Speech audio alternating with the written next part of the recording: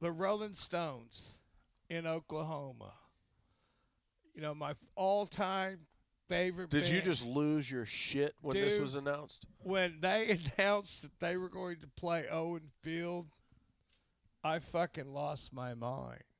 Not that was when all the Mad Max things came into effect because there was one thing that I had to have. I had to sit on the front row in front of Keith Richards. That was my ultimate goal. And Jeff just said it best. They hadn't done any rock shows at Owen No, Field. it was like the first one. Oh, the University of Oklahoma wanted to change their turf to grass. And the way they got to change their turf to grass, the Rolling Stones came to Norman. And they threw the fuck down on the bridges to Babylon. But me having a record store and a ticket scalping business and being able to know that the Stones were my favorite band in the whole wide world through this network of people, you got to remember, I've been going to the Rolling Stones since 1975. In 81, I've probably seen them throughout my lifetime, and I'm not dead yet, about 50 times all over the world. But then to come to Norman, Oklahoma was mind-boggling. Not far from where you were a runner for that Motley Crue show, Correct. just right down the street. And so what I did was I worked it to the hilt. I camped out. I did what I did. Seats I ended up with, second row center in front of Keith. I bought a lot. I bought a lot in the stadium. I had and through having a record store and all that, I was able to take care of a lot of people, a lot of customers, people who were, it's like nowadays they call them VIP experiences. I was way into VIP experiences before they were big. Had I known, I would have trademarked it. Right, because you kind of helped establish the business model now. Here's what would happen. My customers would come in, hey man, you got Stones tickets? Yeah. And it wouldn't be, this is what I have to sell. It'd be, what do you want to spend? And it was like getting tips, keeping that customer later, them into the same kind. And I've created great friendships because of that. I mean, it's a service. It's like DoorDash now. If you order food, it's like, hey, if you want to sit up front, this is what it's going to cost you. And nowadays, hey, if you want to sit in the front with Kiss, they're going to charge you $5,000, give you a front row ticket. They're going to give you a guitar and maybe a poster, and then now they fucking stand in front of a fish tank, and you got to stand in front of it.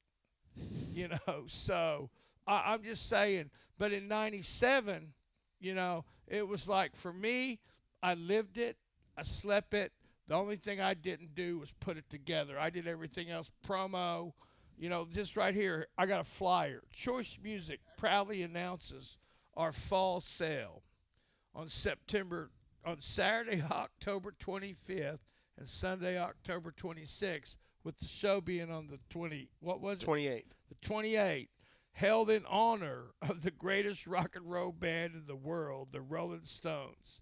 I did CDs 10% to 50% off, all imports 20% off, videos and T-shirts 20 off. I had a shit ton, I still do, all Kiss merchandise, 15% off, free stuff. So you had Concrete Corner in your store. Absolutely. All new cassettes, full vinyl records 10 to 50 off.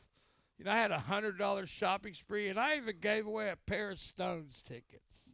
How many people showed up? You had a Bikini Carwash? Yeah, I had a Bikini Carwash, and I had tickets to Testament November 1st. It was a busy flyer, No, that's a mailer. Yeah, it was a mailer. This is something that I handwritten and mailed to everybody. That's the actual one Yeah. that Max mailed to Jeff Brown, and with the stamp still on it.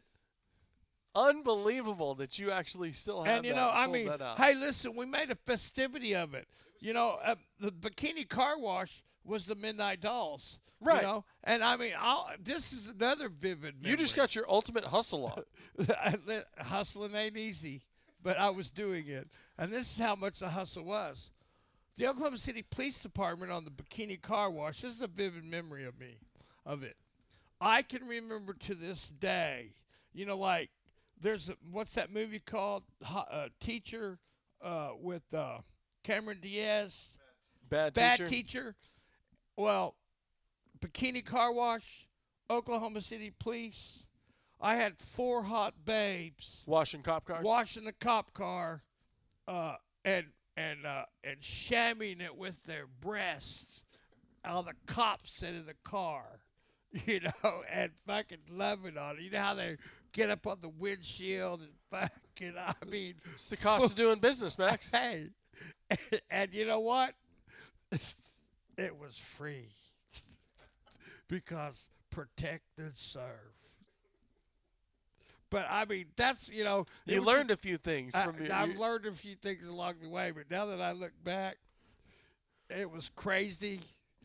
I've been arrested for shit like that. You can't do that now with the body cams. But You'd it be in was trouble. fun. You might, but it's just, and it wasn't one cop. I guess he called told others. So he had a line. Yeah.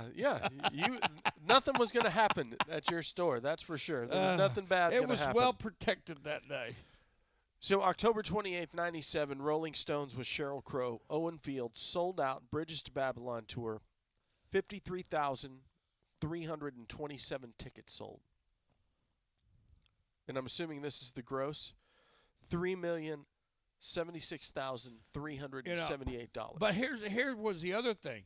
How do you do this is where I learned how to find out about stone sightings.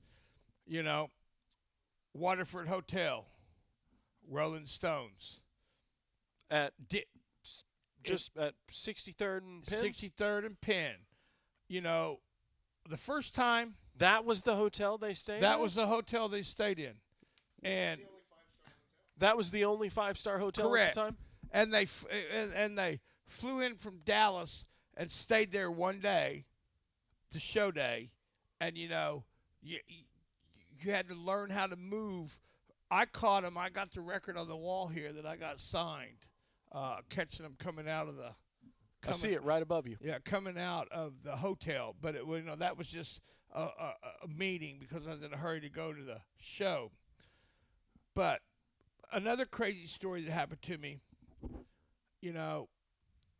these guys, people used to come in my shop, and they had bootlegs, bootleg CDs, shirts, and I met these hustlers that were on the road. They wanted to move some Stones tickets, and they bought some from me, and they're like, "Hey, are you into shirts?" And I was like, "Well, maybe." And so they had these shirts that were Stone shirts. They were bootlegs. And back in the day, they had these phone cards. Remember when they had phone cards? Yep. Well, they had phone cards attached to these shirts that had tongues on it. I got the shirts put up. And I told them, I said, "Man, dude," they told me they'd been going all over the United States selling them. And they were long sleeve. They were badass. And I bought like 50 of them before they went to the show. And, somehow or another became, not really friendly, but hey, they were passing through. And so, with those phone cards, and I get to the concert, and I see one of the guys that was in my shop. "Hey, man, how's it going?" He goes, "Man, dude, we got busted the first 30 minutes we were here. Dumbasses were out there while the crowd wasn't there, and they caught them, confiscated their shirts, confiscated their money. And when the show was all over and that show was gone, I had 50 of those shirts that I put in my shop."